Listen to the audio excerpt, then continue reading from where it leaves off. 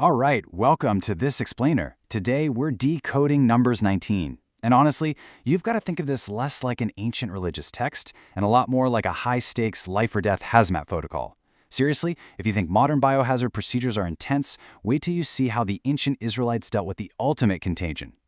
It all really boils down to this one massive question. How did they survive the contagion of death? You see, in this community, coming into contact with death wasn't just a physical reality. It was an extreme contamination. Dealing with it required a radical, almost magical solution just to avoid a total disaster for the whole camp.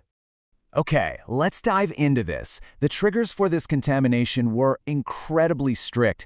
It's like a meticulous modern quarantine checklist. We're not just talking about touching a body or a bone, though that definitely did it.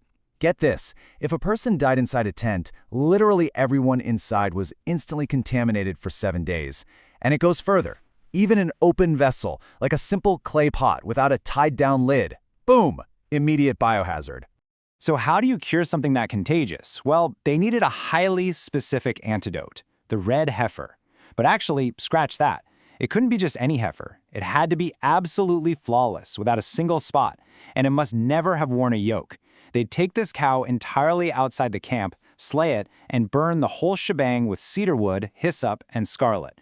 Those exact ashes became the foundation of their ultimate cure. Now, what's really interesting here is the brilliant paradox of this antidote. It's totally mind-bending. These ashes completely purify those contaminated by death. But the very process of making the cure actually defiles the perfectly clean people preparing it. The priest, the burner, the ash gatherer, they all become unclean until the evening.